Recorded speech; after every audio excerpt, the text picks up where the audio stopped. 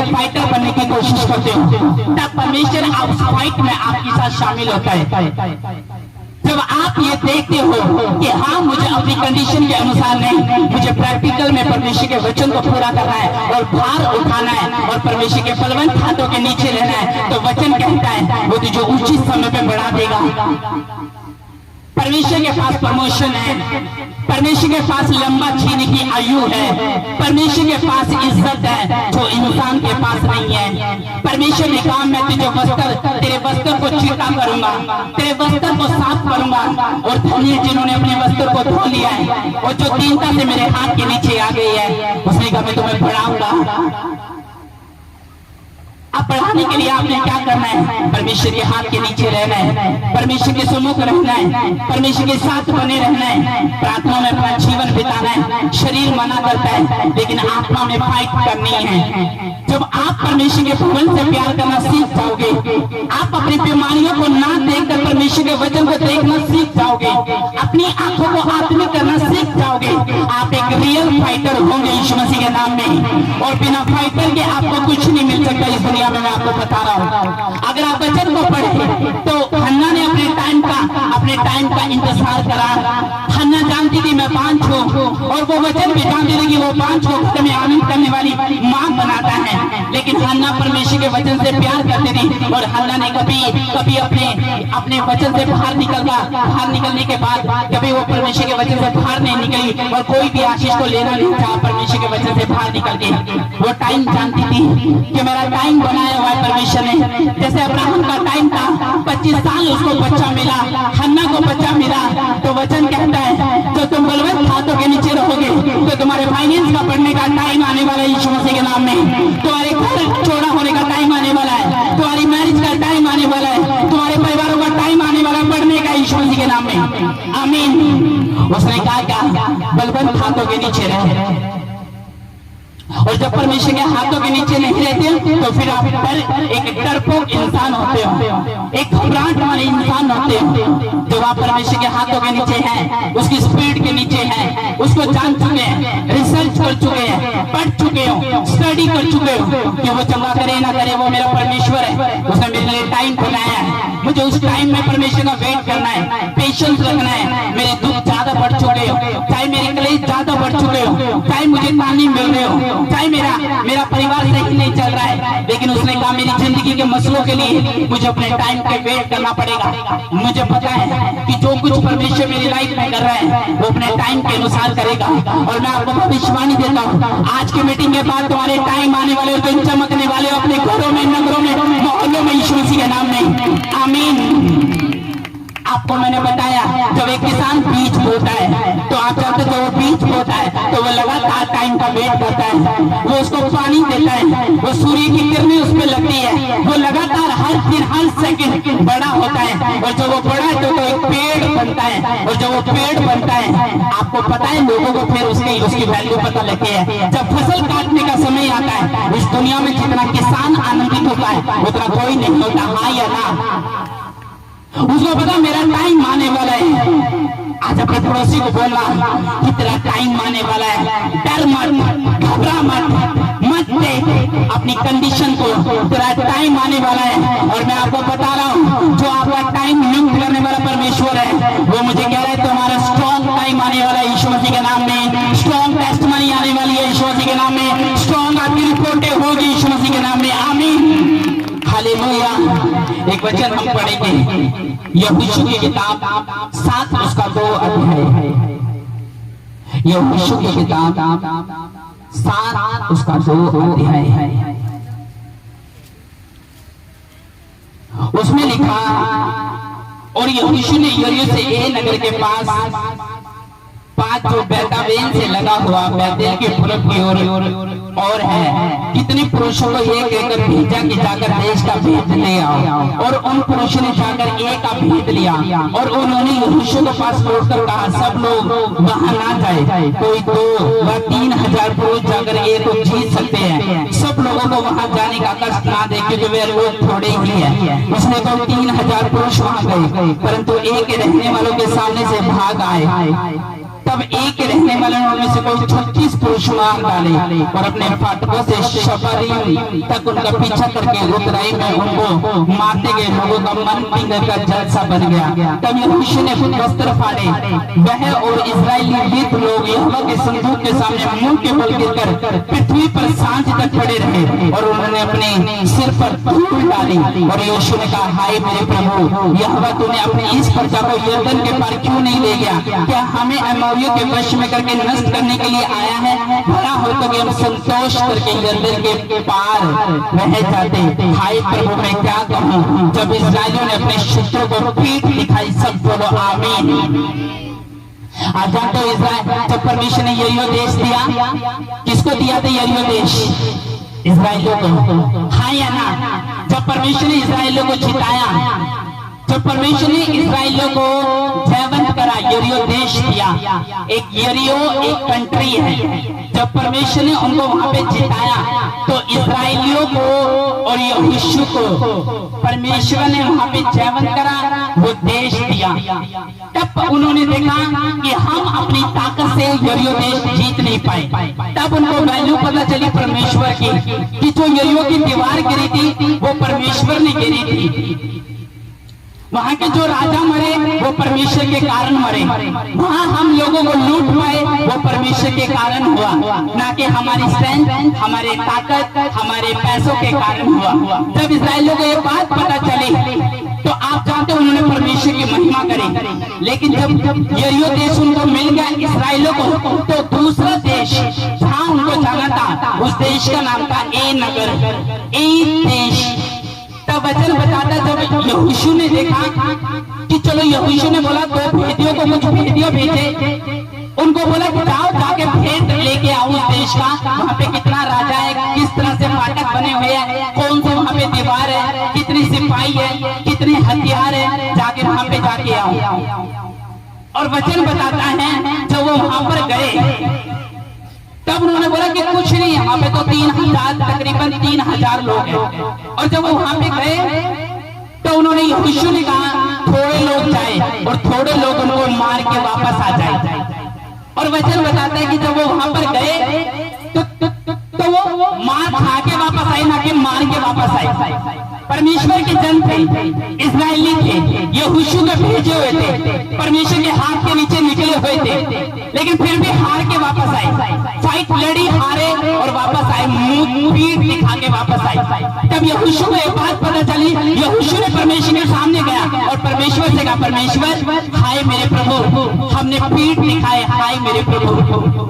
कारण ये था जब परमेश्वर ने यहोशू के ऊपर ये जाहिर करा कि तुम्हारे हारने की जो वजह है वो तुम खुद हो।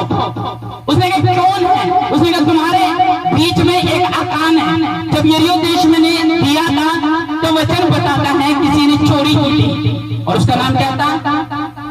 आकान था। उसने सोने की कुछ चीजें, चांदी की कुछ चीजें ओढ़नी चोरी करके क्या करा था? अपने खेड़े में छुपा ली, अपने घर के बाहर छुपा ली। और ये बात इस्राएलियों में से कोई नहीं जानता था, ना यहोशू जानता था, ना उसके सेवक जानते थे, ना कोई परिवार जानता था, ना कोई वंश जानता था, ना कोई गोत्र जानता था। ये बात सिर्फ कौन जानता था? परमेश्वर जानता था। जब यरीहो को परमेश्वर ने दिया और वचन बताता है कि जब उन्होंने उसकी कदर नहीं करी, जब वो अगले देश में गए तो मार खा के वापस आए, पीठ दिखा के वापस आए, जीत के वापस आए, फाइट को हार के वापस आए। और जब परमेश्वर से उसने वजह पूछी तो परमेश्वर ने कहा तुम में से चोर है। उसने कहा कौन चोर है? क्या तुम्हारे में से कोई चोर है जिसने ये काम करा है और इसलिए मैंने तुम्हारा साथ नहीं दिया, कहते इसलिए तुम हार के वापस आए हो। एक समय था जब तुम परमेश्वर के पीछे सही तरीके से चले, जब तुम प्रेयर में थे, जब तुम भोर को उठते थे, जब तुम वचन पढ़ते थे, जब तुम्हें परमेश्वर की वैल्यू पता थी, जब तुम उसके बलवंत हाथों के नीचे थे, तब तुम जीतते थे, तब तुम स्ट्रॉन्ग होते थे, तब तुम लोगों को जवाब दिया करते थे, तब तुम सुसमाचार सुनाया करते थे, तब तुम्हारे घर में कोई बीमारी, कोई गरीबी नहीं पाई जाती थी। लेकिन एक समय आया जब तुमने दोगलापंती करी, तुम्हारा ध्यान वचन से हटा, तुम्हारा फोकस कैरेक्टर लेस हुआ। उसने कहा एक टाइम आया और इस वजह से शैतान ने तुम पे कब्जा करा, इस वजह से तुम्हारी सेहत दिन प्रतिदिन डाउन होती चली गई और इस वजह से तुम दवाइयों के रूप में आ गए, इस वजह से तुम्हें पैरालाइज हो गया, इस वजह से जब तुमने परमेश्वर की वैल्यू नहीं जानी, पहले गए यरीहो को जीत लिया, जब दूसरे नगर की बारी आई तो परमेश्वर ने कहा मैं जीताऊंगा नहीं, तुम फाइट तो लड़ोगे लेकिन जीतोगे नहीं, तुम खड़े तो होंगे जीतोगे नहीं, तुम तलवार से बलबूतों से अपनी ताकत से कुछ भी हासिल कर लो, परमेश्वर ने कहा तुम हासिल नहीं कर पाओगे अगर मेरे हाथ के नीचे नहीं हो, मेरे हाथ के नीचे नहीं हो। जब तुम मेरे हाथ के नीचे थे तो मैंने तुम्हें फलवंत करा, तुम्हारे बच्चों की मैरिज कराई, मैंने तुम्हें जॉब दिलाई, मैंने तुम्हें खड़ा करा, मैंने तुम्हारी चोरी की हुई साइकिल, तुम्हारी चोरी की हुई चीजों को वापस दिया, तुम्हारे गहनों को वापस दिया। लेकिन जब तुमने दोगलापंती करी, जब तुम वचन से बाहर निकले, जब तुमने आत्मा में चलना छोड़ दिया, जब तुम्हें परमेश्वर की वैल्यू का नहीं पता चला, तुम्हारे टीम के सामने, लोगों के सामने, परिवार के सामने तुम्हारे मुंह काले हुए क्योंकि तुमने दोगलापंती करी। लोग पूछते हैं मेरी हार का कारण क्या है, क्यों परमेश्वर में हारा, क्यों परमेश्वर में फलवंत नहीं हुआ, क्यों परमेश्वर में पास नहीं हुआ, क्यों परमेश्वर में रिश्ते में फेल हो गया, क्यों परमेश्वर में मैरिज में फेल हो गया, क्यों परमेश्वर में दुनिया में फेल हो गया, मैं ये फाइट क्यों नहीं जीत पाया। उसने कहा जब तू सही चल रहा था, जब तू बीच बोता था टाइम पर, जब तू खुदा के साथ खड़ा रहता था, जब तू भोर को प्रेयर करता था, जब तू धन्यवाद करता था, भवन में आता था, संडे लेक्चर में हेल्प करता था, उसने कहा मैं तुझे खिलाता था, मैं तेरे बीच को बढ़ाता था, मैं तुझे चौक खिलाता था, मैं तुझे तेरी टांगों को हाथ और पुष्ट करता था, तेरी हड्डियों को हाथ और पुष्ट करता था, मैं तुझे कभी अस्पताल में जाने नहीं देता था, मैं तुझे देश में मैंने तुझे सेटल किया, मैंने तुझे बड़े रास्ते तेरे लिए छोड़े किए। लेकिन जब तू दोगला निकला, चोर निकला, जब तूने मुझ पर भरोसा नहीं रखा, जब तूने अपनी समझ का सहारा लिया तो तू हार के वापस आया जैसे इजरायली हारे। जब वो छोटे होते थे तो जीत के वापस आते थे, किसी से भी लड़ते थे जीत के वापस आते थे, कारण परमेश्वर की वैल्यू पता थी, परमेश्वर को आगे लेके चलते थे, परमेश्वर से पूछ के चलते थे, परमेश्वर की बातों को मान के चलते थे, परमेश्वर का धन्यवाद करके चलते थे। दुकान में जाना होता है, आज कई लोग ऐसे हैं जो दुकान भी चलाते हैं तो धन्यवाद के साथ दुकान का दरवाजा खोलते हैं, जब गड्डी में बैठते तो धन्यवाद के साथ गड्डी का दरवाजा खोलते हैं, जब एक्टिवा पे जाते धन्यवाद के साथ एक्टिवा पे बैठते हैं, जब मैरिज भी करते तो थैंक्स पूछ के परमेश्वर की बात मान के मैरिज में जाते हैं। और कई लोग दोगले हैं जो ना तो परमेश्वर के साथ सही है ना लोगों के साथ सही है, और परमेश्वर ने कहा ऐसे लोग यूं काला करके वापस आएंगे, बीमारियों के साथ, तकलीफों की मुसीबतों के साथ वापस आएंगे। परमेश्वर ने कहा उनका जीतने का कारण ये था कि वो चोर नहीं थे, वो डकैत नहीं थे। जब एक समय था उन्होंने वफादारी दिखाई, बात को माना, यरीहो की दीवार तोड़ दी, ब्लड कैंसर खत्म कर दिया, दुष्ट आत्मा निकाल दी, घरों को डिलीवर कर दिया, जिता दिया, फ्री कर दिया, फेल वाली लाइफ आशीषित वाली लाइफ में बदल दी। लेकिन एक टाइम आया जब उनको चारों दिशाओं से मैंने विश्राम दिया, तब उनको मेरी वैल्यू नहीं पता चली। वचन पे खड़ा रहने भूल के, वो स्टैंड लेना भूल के, खड़े रहना भूल के, स्टैंड लेना भूल के, वचन पढ़ना भूल के, महीनों मुझसे दूर रहते हैं। कभी कभी मेरा नाम जपते हैं, कभी कभी चर्च में आते हैं, दिल करता घर में बैठ जाते, दिल करता परमेश्वर के भवन में आ जाता है, कहता मैं अब चुका हूँ, मैं त्यागने पर हूँ उनको, मैं तुझ जानता हूँ इस्राएलियों को, कहता उन्होंने मेरी बात नहीं मानी, वो हटीले बन चुके हैं, ढीठ बन चुके हैं, कठोर बन चुके हैं, तुच्छ बन चुके हैं। कहता मैं उनसे घृणा करता हूँ क्योंकि उन्होंने मेरे पीछे चलना छोड़ दिया। हालेलुया। उसने कहा हाय मेरे प्रभु, ऐसे कैसे हो सकता है परमेश्वर, तुझे मानने वाला व्यक्ति जादू टोने के नीचे हो, तुझे मानने वाला व्यक्ति बीमारियों के नीचे हो, तुझे मानने वाला व्यक्ति एक दिले की आत्मा के नीचे हो, तुझे मानने वाला व्यक्ति दिलेर ना हो, ऐसे कैसे हो सकता है परमेश्वर। लोग पूछते मैं तो परमेश्वर को मानता हूँ, जादू टोना मुझ पे नहीं चल सकता, मैं तो परमेश्वर को मानता हूँ, मेरे ऊपर दुष्ट आत्मा का कोई प्रभाव नहीं हो सकता, मैं तो परमेश्वर को मान सकता हूँ, मेरे शरीर के अंग बीमार नहीं हो सकते, मेरी किडनी खराब नहीं हो सकती अगर मैं दारू भी पीऊंगा, क्योंकि मैं तो परमेश्वर को मानता हूँ, मैं सिगरेट भी पीऊंगा फिर भी मेरे फेफड़े गलेंगे नहीं, क्योंकि मैं तो परमेश्वर को मानता हूँ, मैं तो मेरा परिवार तो परमेश्वर को मानते हैं। तो इस तरह के अटैक क्यों हो गए? तुम परमेश्वर को मानते हो लेकिन परमेश्वर की नहीं मानते। हालेलुया। जब तुम परमेश्वर की नहीं मानते तो तुम परमेश्वर को मान लो, हालेलुया बोलो, नाक रगड़ लो, कमीज निकाल के घर से चर्च आ जाओ और कमीज पाँव से छुट्टी निकाल के चर्च से अपने कमरों में चले जाओ, कोई फायदा नहीं। हामीन बोलो, हालेलुया बोलो। अगर आप वैल्यू नहीं जानते, अगर आप वैल्यू जानते हो तो आप तो निराश में नहीं होंगे, स्ट्रेस में नहीं होंगे। उसने कहा ये लोग वैल्यू नहीं जानते, क्रिश्चियन लोग वैल्यू नहीं जानते, यहोवा के लोग वैल्यू नहीं जानते। कह रहे जब इनको चैरिटी करनी होती है हाथ पीछे कर लेते हैं, जब परमेश्वर की सहायता करनी पड़ती है उसके विजडम में बना रहना पड़ता है, जब उसके किंगडम के लिए काम करना पड़ता है हाथ अपने कुटिल कर लेते हैं, हाथ अपने अशुद्ध कर लेते हैं। इसलिए मैं इनका अक चुका हूँ, त्यागने पर। उसने कहा इनकी दुहाई मुझ तक नहीं पहुंचती, आकाश में शैतान खा जाता है, क्योंकि इन्होंने अपना मन दीन करना बंद कर दिया। इनके कान बंद हो चुके हैं, ये अंधे हो चुके हैं, ये बहरे हो चुके हैं, क्योंकि इन्होंने मेरी आवाज को सुनना बंद कर दिया, मेरे बात को मानना बंद कर दिया। इनको मेरी वैल्यू नहीं पता चली। हालेलुया। तो जिस बंदे को परमेश्वर की वैल्यू का नहीं पता, परमेश्वर उसको कभी भी सिर्फ दर्द से आजाद नहीं करता। अगर तुम्हें वैल्यू पता है तो कौन सी चीज है जो परमेश्वर को छुटा सकती है? बताओ, क्या वो टाइफाइड है, क्या वो सेहत है, क्या वो बीपी है, क्या वो किडनी का रोग है, क्या वो पेट का रोग है? कौन सा रोग है जो यहोवा के सामने डाउन नहीं जा सकता? तुम इस्राएलियों की तरह अगर हाइक करके झुककर वापस उठोगे और कहोगे मानकर आज मैं भविष्यवाणी देता हूँ, तुम्हें फिर से ए नगर दे दिया जाएगा वापस यीशु मसीह के नाम में। फिर से तुम्हारी सेहत वापस आएगी, फिर से तुम ऊंचे जाओगे, फिर से तुम्हारी फिर से आग वापस आएगी यीशु मसीह के नाम में। आमीन। कपड़े फाड़े उसने, चिल्लाया, इमोशनल हो गया। उसने कहा इमोशनल से कोई भी क्रिश्चियन फाइट नहीं जीतता। जिस चीज के लिए तुम लड़ते हो उसी चीज को तुम जीतते हो। तुम अगर अपने बच्चों के लिए फाइट कर रहे हो तुम्हारे बच्चे आशीषित होंगे। तुम अगर अपने आगे बढ़ने के लिए फाइट कर रहे हो तो मैं आपको बता रहा हूं तुम जीतोगे। अगर तुम वरदान के लिए फाइट कर रहे हो तो वो वरदान तुम्हारा हिस्सा होगे। अगर तुम वर्शिप के लिए फाइट कर रहे हो, क्योंकि जिस चीज के लिए तुम फाइट कर रहे हो परमेश्वर आपको जिताता है। आमीन। उसने कहा 36 लोग मार डाले, इजरायली मार डाले। कारण क्या था? कारण परमेश्वर के पीछे चलना छोड़ दिया था। आमीन। आज उनके हालात देखिए, जो खुदा की हजूरी से दूर है, नालियों में पड़े रहते हैं। कारण उनकी पत्नी उनको उठा के लेके आ रही होती है, कभी नाली से, कभी गटर से, कभी ठेकों से। एक टाइम था उन्होंने झाड़ू पोछा करते थे परमेश्वर के भवन में।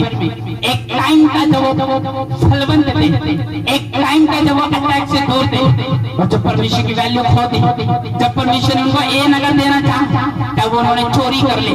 और जो चोरी की गई, पवित्रता का मतलब सिर्फ व्यभिचार से दूर रहना नहीं होता। पवित्रता का मतलब होता है अपनी जिंदगी के हर हिस्से में पवित्रता को रखना। चोरी भी एक अपवित्रता थी जो परमेश्वर को कहना लगी, ये नहीं लगी। परमेश्वर ने कहा इन लोगों को वैल्यू नहीं पता। आमीन। जब जिन लोगों को परमेश्वर की वैल्यू नहीं पता ना, वो खुदा के साथ बढ़ते नहीं, वो कभी खुदा के साथ चलते नहीं। उनको कोई आता पता नहीं होता कि वचन क्या कहता है। वचन की ओर से फोकस हट जाता है, कैरेक्टर खराब हो जाता है, चरित्र गंदा हो जाता है। और जब अगर आप इसी रीति से चलोगे, आप शैतानी बात करोगे, एक टाइम आएगा जो लोग परमेश्वर में रुके हुए हैं, प्रभु में बपतिस्मा लेने के बाद, चलने के बाद, आदर्शों को मानने के बाद, सिद्धांतों को मानने के बाद भी अपने घरों में सिर्फ इसलिए बैठे कि ज्यादा गर्मी थी, ज्यादा सूर्य का प्रकाश था। एक टाइम आएगा आप उनके सिर पर बढ़ते हुए देखोगे, ऑपरेशन बढ़ते हुए देखोगे। आप देखोगे शैतान कैसे कान पकड़ के परमेश्वर के भवन में खड़ा करता है। जो लोगों को वैल्यू नहीं पता,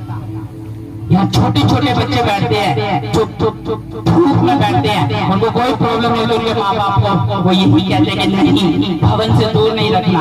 और जो भवन से दूर नहीं रखते, मैं आपको बता रहा हूँ, आपके छोटे बच्चे बड़े बच्चों से ज्यादा बलवंत होंगे यीशु मसीह के नाम में, स्ट्रॉन्ग होंगे हड्डियां उनके यीशु मसीह के नाम में, जो संडे को यहोवा के भवन में लेके आते हैं। मैं दावा करता हूँ, देख लेना, एक प्रोफेसी देता हूँ, जो अपने बच्चों को यहोवा के घर में संडे को लेके आते हो, 20-20 साल तक वो कभी अस्पताल के मुंह नहीं देखेंगे यीशु मसीह के नाम में। फिर तब उनके चंगे रहेंगे सदा, सेहत ऐसी रहेगी जब लोग देखेंगे तो फ्रूटफुल होंगे यीशु मसीह के नाम में। आमीन। सिर्फ कारण वैल्यू। आमीन।